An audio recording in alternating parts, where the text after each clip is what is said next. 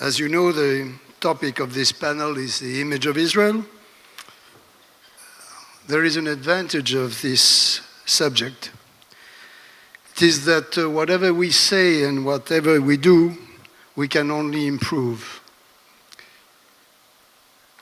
It started a long time ago. It started at the time of de Gaulle, 1967, just after the Six Days War, when de Gaulle blamed Israel and blamed the Jews, and he put them together. And since then, we have constantly have this burden of negative views concerning Israel and also concerning the Jews, because in the eyes of the public, of the world, we are in the same basket. Now, the Israeli policy is criticized for many subjects. New constructions, excessive use of force and comparison of casualties, no offer of a solution for a two-state, and so-called poor treatment of the Arab population. Benny Gantz already answered partially, and I think we come back on these subjects. But the result in the media of these criticisms is that the language which is being used in the media is very negative. It's always the Palestinian approach which precedes the Jewish approach. For instance, the Temple Mount is called Esplanade des Mosquées. Settlements, in the French language at least, is called colonies, and it reminds the fact that European countries occupied territories in Africa, and it has given a bad image from the point of view of human rights. It has also an influence on the choice of the people who are invited to speak about the situation. Not long ago, I heard on the French public radio, they choose as commentator of the present situation Charles Anderlin, who is very well known in France at not being very objective. And finally, we see also that all the agencies are concentrating the information they give on the families of the aggressors and never on the families of the victims. Of course, there are reasons for this double standard. There is an important Arab minority in Europe. There is political influence of oil-producing countries.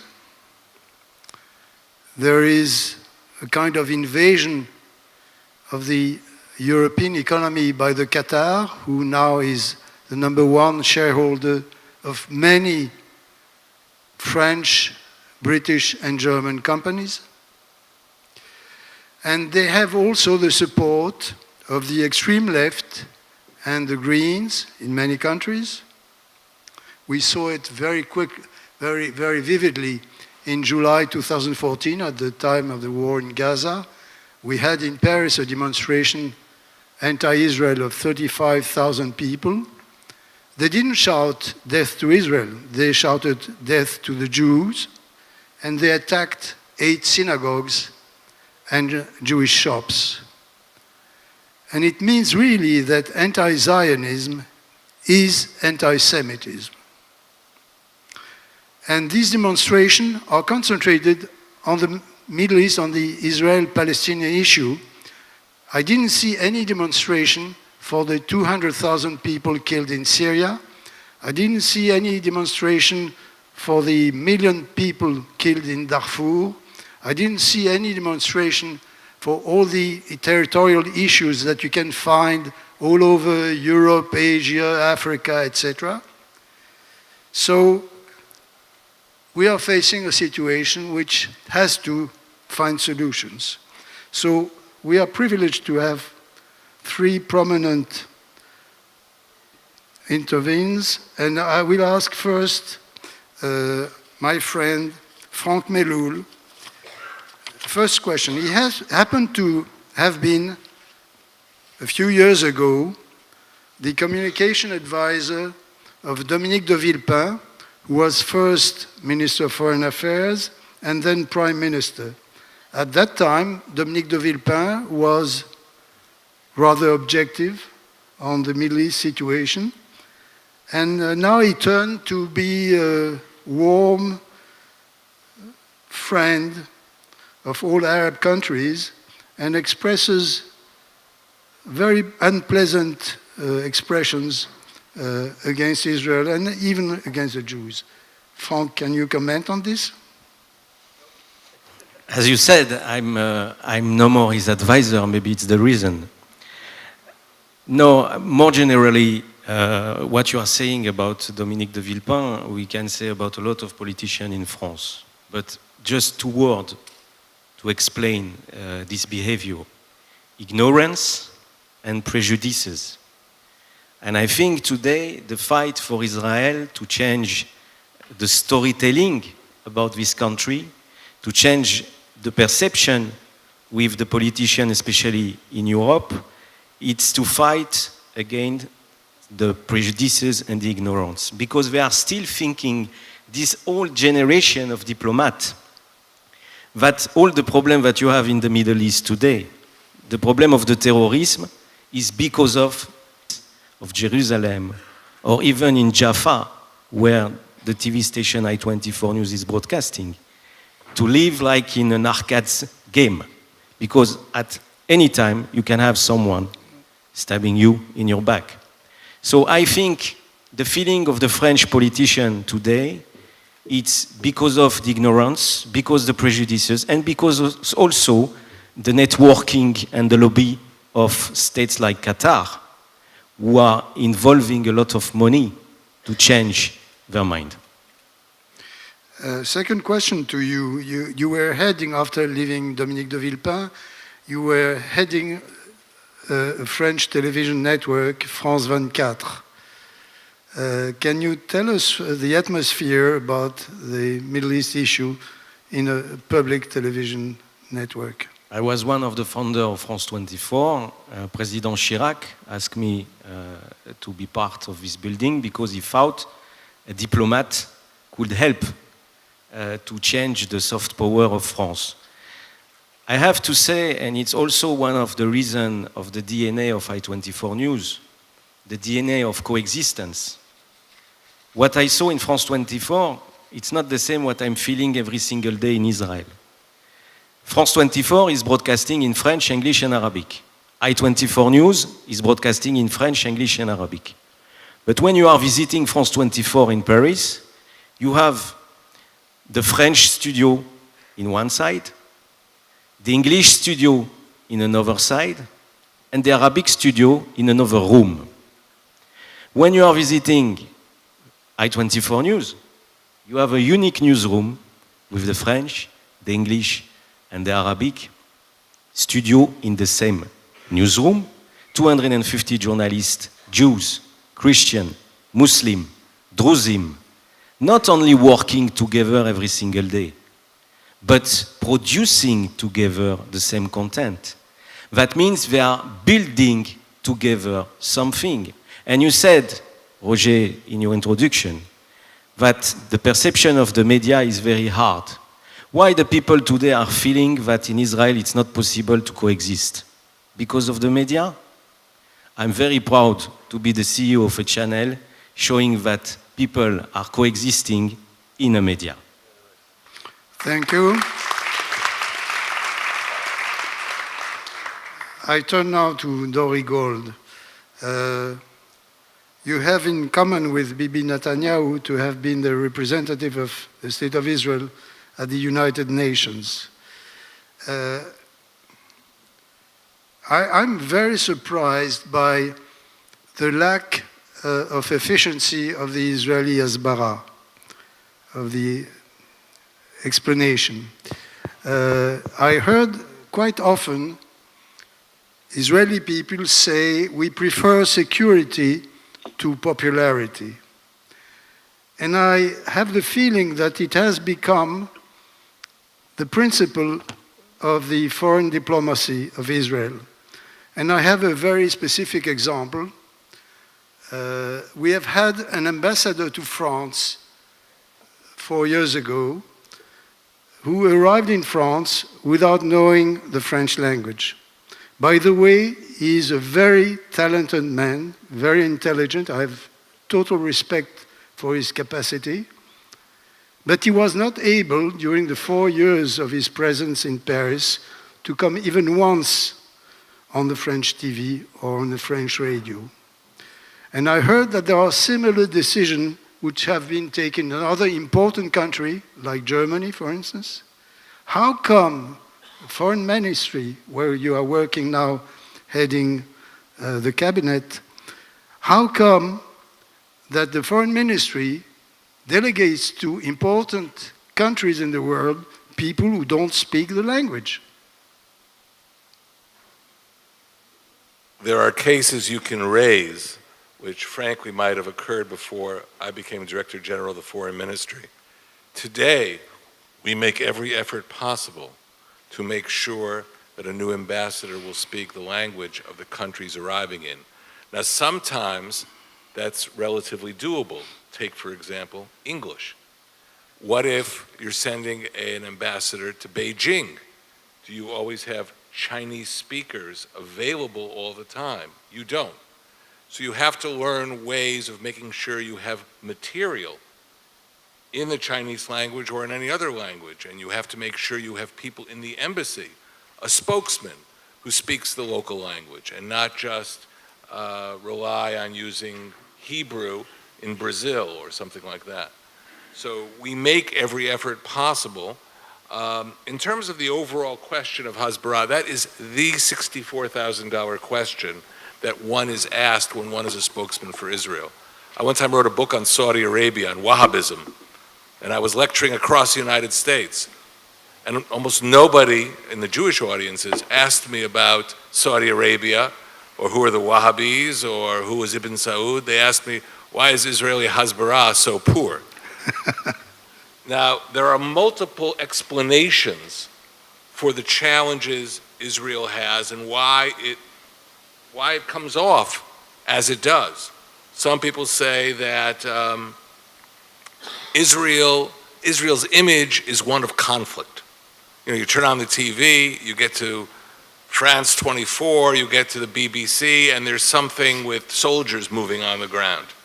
So if the image is always conflictual, and I think this is what General Gantz was also saying, he was invited here with his connection with the IDF. If the image of Israel is conflictual, it's hard to compete with others who don't have that image. Some say we need to have, used to be the theory in the foreign ministry a few years ago, branding Israel. You know, we'll get, Gotex bathing suits and start putting that as an alternative image to conflict. I don't think that solves the problem. Another issue is the fact that whenever we have wars, and we unfortunately do have wars, particularly in the Gaza Strip in the last number of years, the visuals of wars are very difficult. And I'll tell you a story. One time I was in a BBC studio in Jerusalem. And as I was sitting there was a Palestinian woman who was a producer, and she gets a call from Jibril Rajoub while I'm sitting there. He used to be head of the internal security in the West Bank for the PPA, Palestinian Authority. And he tells her, settlers in the West Bank have stopped a car near Hebron and butchered a Palestinian family. And she doesn't know whether to go on with that on the basis of his phone call. So she asks me, I was an outside advisor to Ariel Sharon at the time. Is this true? So I was trying to be as objective as possible. And in front of her, I called the military secretary, Mazkir Tzvai, of the prime minister. And I said, Rajoub is reporting this to the BBC. Can you give me an answer? He says, Dory, we're a responsible country. I have to check this out. I have to go to the overall commander of the Central Command. We have to go to the brigade commander and the battalion commander. There isn't an instant answer. So whenever we have wars, our our opponents can raise all kinds of accusations against us and can present photographic evidence and ascribe to it the worst possible motives in the world. But for us to investigate ourselves takes time. And that's another issue in terms of the challenge of our image. Some say the problem we have is diplomatic flexibility, that we have to be more ready, more forthcoming. I don't think that's always the case. I think in many cases we have been flexible. And in the initiative by Secretary of State John Kerry in 2014, it was Israel that said yes, and it was Mahmoud Abbas who said to President Obama in the White House, "I'll get back to you." But we didn't get the credit for that. So I'm not sure that's the element. I'm going to raise one last thing, if I may, that I think is a problem where our opponents have been extremely active. And maybe this gets to the underlying problem that we face. I don't know if any of you know this, but in the middle of October, there was an initiative by 6 Arab countries. It was a Palestinian initiative in UNESCO, in Paris. And there were a number of claims in a draft resolution that was put on the table of UNESCO's executive committee. In the initial draft, they referred to the Western Wall in Yerushalayim, in Jerusalem, as the Burak Plaza. Burak, you know, was the winged horse or creature that Muhammad, according to Islamic tradition, came to Jerusalem on, and that's where he tied the horse at the Western Wall, according to their tradition. So it's become the El Burak Wall for them. But UNESCO decides to adopt the language of the Burak Plaza for a period of time. They dropped it in a few weeks after enormous pressure. They also, in their draft resolution, made references to Kever Rachel, Rachel's tomb, calling it the Bilal ibn Riba location. Bilal ibn Riba was the first muazzin of Islam. He'd been a slave from Ethiopia, and he was buried in Damascus. But nonetheless, this myth that it's the Bilal ibn Riba location and not necessarily Rachel's tomb is something that certain skilled diplomats from the other side have been spreading. Why is this important? Because part of the struggle we face is dealing with an effort to contradict our entire history. In fact, to erase it. It's something I wrote in a book. I called it Temple Denial, because Yasser Arafat, at the end of Camp David in July 2000, told President Clinton that the temple never existed in Jerusalem. Now, we can sit back here in Tel Aviv and think, oh, this is all just propaganda and it's not important. It is important. Because once a UN agency begins to adopt this language, it's used across the entire UN system. And therefore, a very distorted view of our reality starts getting accepted in all kinds of circles well beyond the Middle East. Thank you. We'll come back on this. I want to be more precise. We are talking about the image of Israel mostly in Europe, which is terrible, probably not so good in America, but it's excellent in Asia. We have absolutely no complaints or problem with the image of Israel, I think, in China or in India or even in Japan. So I think that it had to be.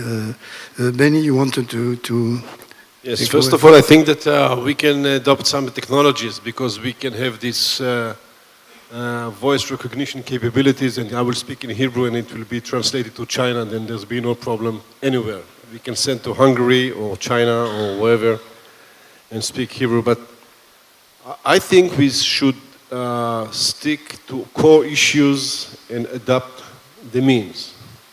If I take those examples as far as the military, I think the core issue is to stay credible. Do not lose your credibility.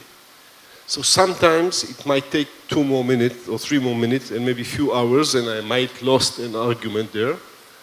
But nevertheless, I prefer to stay as much as credible as I can, and I think it is very important. And I think we should somehow try and combine between institutionalized effort by the government or Minister of Foreign Affairs or others to work with institutions wherever they are.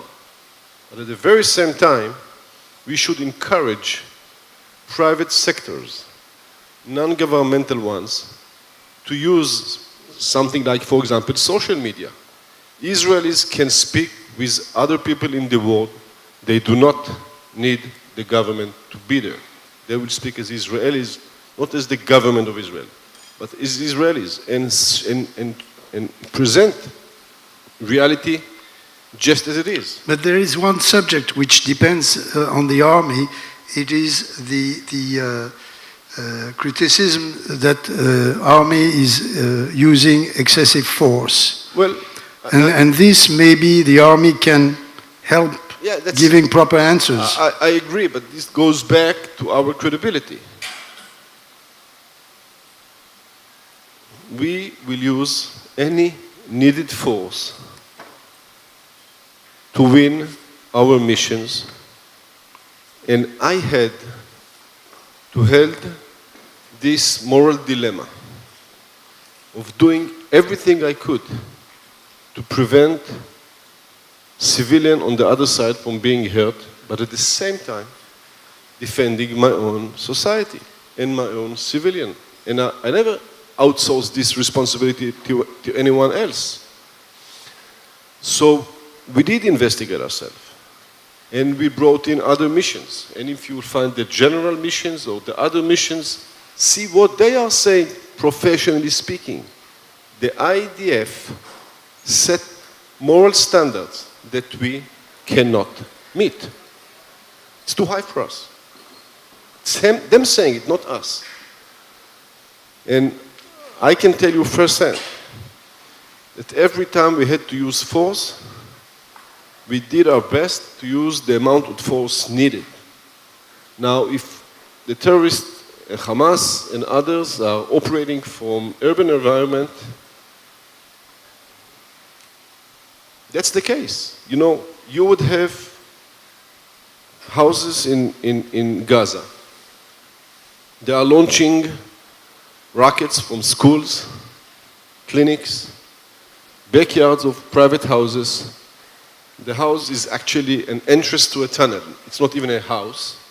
So unfortunately, when you have to operate in such an environment, then it looks, as Dori rightly said, you know, we are fighting against civilians. This is not really the case. I'm telling you, in Lebanon, as we look at it, there are a house that has living room and missile room in the same house. I'm serious what I'm saying. Living room and missile room in the same house. I know that when I'll go after the missile room, people will say, I fought the living room, but I will fight the missile room. So on those aspects, even though I do believe that we must take any potential measure to prevent harming civilians that are not involved, even according to international law, we are beating the standards, and I'm proud that we are beating the standards, and we will always take the measure needs to protect our own country. Otherwise, we will not be here.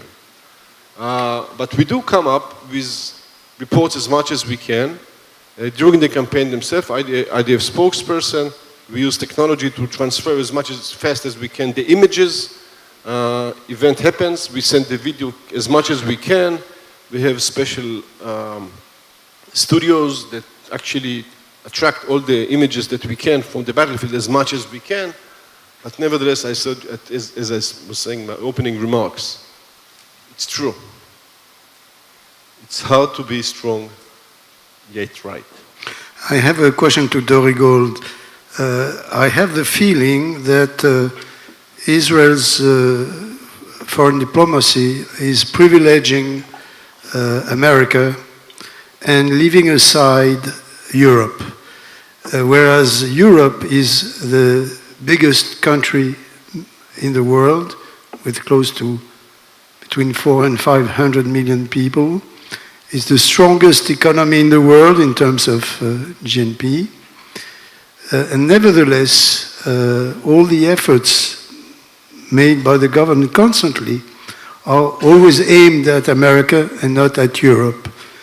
And maybe if Israel would develop its effort towards Europe, it would help the image and the consideration that the European governments are giving to Israel.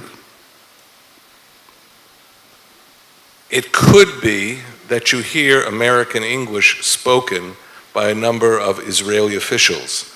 So you assume that we are all oriented towards New York and Los Angeles, and we are ignoring Paris and Berlin. That is wrong. That is incorrect. By the way, our ambassador in Berlin speaks magnificent German, and he sits right across from Chancellor Angela Merkel and can sit with her for an hour or so and just has a one-on-one meeting with her. Our new ambassador in Paris has excellent French. And so I don't think this is really true. We understand the importance of Europe. Europe is a greater challenge. And so perhaps that's the source of your impression.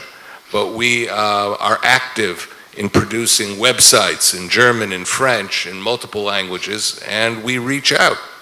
And that's what we have to do. And now with our partners in Asia, it's more important than ever. One just little short story.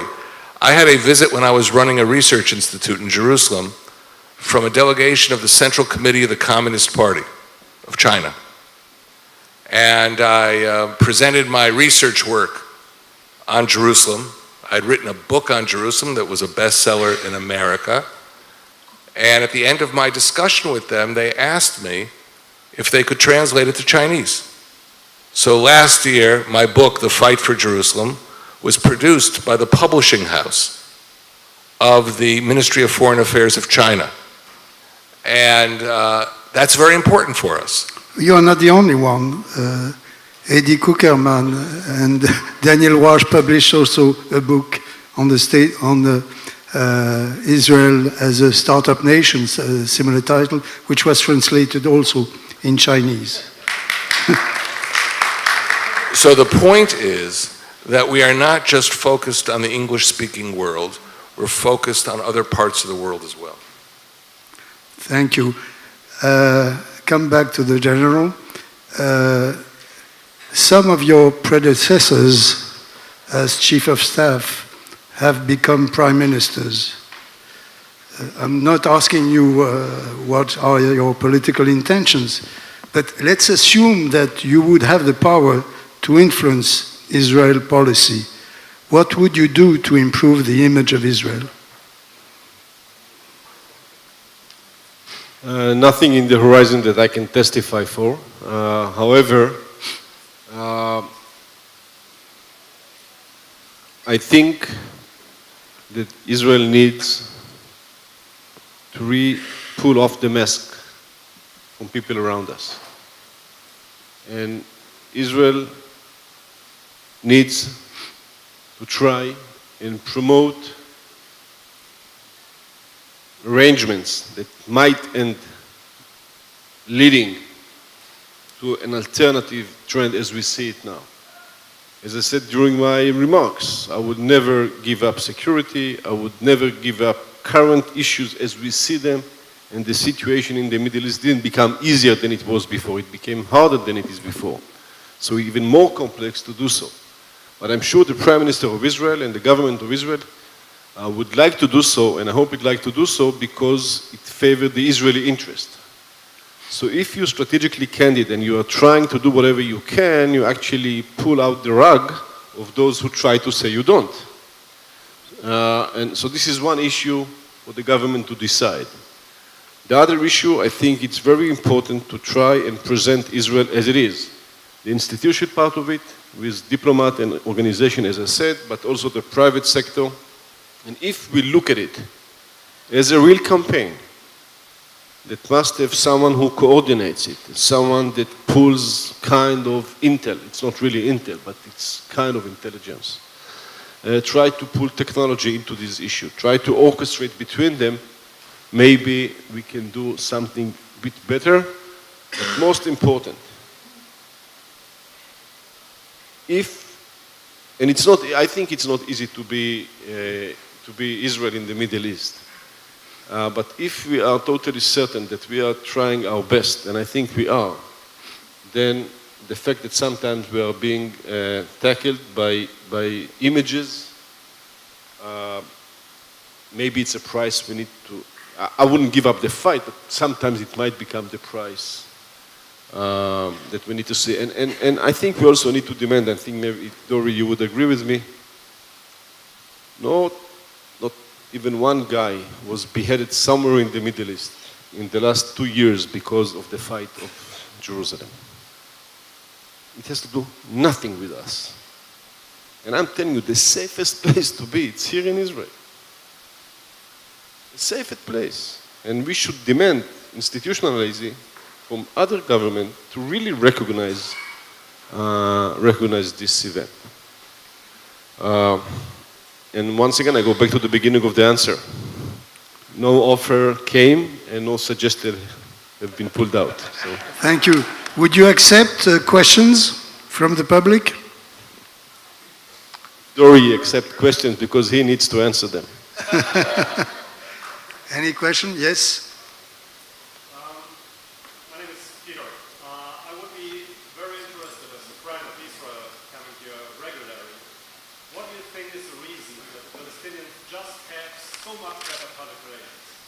So there needs to be something you are doing wrong. So you were talking now 40 minutes about what you're doing right. Can you personally, like General Hans and the Honorable Mr. Dorival, explain what you're doing wrong with the communication? Why is the image of Israel so difficult in comparison to the image of the Middle East? So they need to do something better. What is it? What do you do wrong? Look, it's very hard. You know, I know it sounds a slogan, but I really don't have a better sentence, honestly speaking. To be strong yet right. But you want me to let 1,000 people die, so it will be easier for me to explain it. So there are issues on the strategic political aspect. This is a different discussion. It has to do with the government, it has to do with institution aspects. It's a discussion. It is there. Everybody, all governments said it. I don't want to go into it. We should try and see as much as we can and present reality as it is. Sometimes, I mean, you could tell me, you know, do media consideration in the way you are using force, so it will look better. I will have moral consideration and not media consideration, which I think are more important in those cases. So once again, I'm sorry that I don't have a good answer for you, but honestly speaking, I think we should have no plans of being weaker, so we may win the screen again. Dori, you want to answer the same question? Yes. And my answer is to express my strongest admiration for the way the IDF fights wars and maintains our values and morality in doing so. A couple of years ago in 2009, I got a call from Brandeis University, and the dean asked me to debate Justice Goldstone on his report, on his UN report. I called the military secretary of the prime minister, and I was basically adopted for 2 weeks by the IDF general staff, who gave me all their films and material. My point is this: the more I went into that exercise, the more I saw how the IDF does everything possible to save innocent lives. And maybe that information doesn't get out. When I went to Brandeis, I brought recordings of warnings that homeowners received. You have 7 minutes to get out of your house. We know you have munitions there. It's a legitimate military target. And these broadcasts either coming on the radio, well, that would be a general warning, or coming on somebody's phone, a message on a cell phone line. Knock on the roof. And then the knock on the roof, let's say the guy gets a phone call. We know that you have munitions in your house. And there's overhead, unmanned aerial vehicle, and sees that Mr. Ahmed inside didn't leave the house. So then you get the knock on the roof. In other words, to remind him this is a real story, this isn't a fake phone call. Who does this? The Russians do it, the French do it in Mali, the British do it, the Americans do it, only the IDF does it. And therefore, for me, the more I got into this, I think two things happened. My admiration for the IDF went up, and my anger at unfair media coverage also went up in parallel. I know that doesn't answer your question. It probably leaves you more frustrated. But that's the truth of Israel. And we have to find a better way to get the truth out. And if I may add one sentence, general one, it doesn't mean that we do not make mistakes. We do make mistakes. So it makes it even harder for us. So I'm not saying we don't do mistakes. We do mistakes, but altogether. Okay.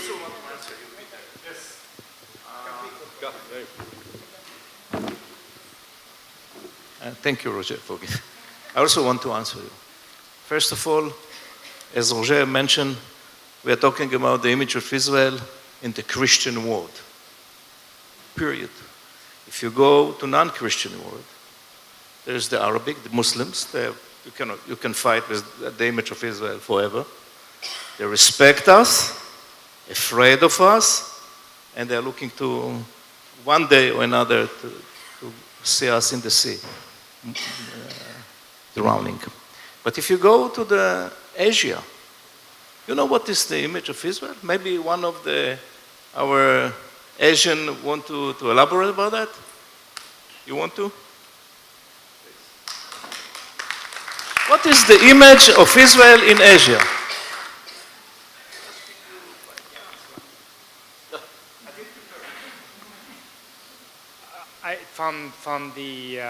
I have a luxury of spending half of my time in the U.S. I have a luxury of spending half of my time in U.S. and half of my time in Shanghai. So I can tell you the perspective from both places. And I'm from Vietnam. Couldn't ask for... Clearly in the U.S., there's a really negative press. Every time you turn on CNN, the messages look pretty bad. When I go to China, it's not a big issue. You never heard about them. And I watch CCTV when I'm in the US. I watch CCTV when I'm in China. The coverage is very different. So I think that the issue of the communication, the fact is the fact. But in the US, in the private sector, this issue of image is managed by crisis management. I think the communication are so important in this space. But in Asia, you have a friend. In China, you have a friend. I don't see any discrepancy. I don't see any negative coverage in China. Thank you. Thank you so much. I think we can conclude this panel and this conference on these positive notes, and I thank very much this panel. I thank you for your clear and frank answers and optimistic answers, and I'm very happy that we had this opportunity of exchanging. Thank you.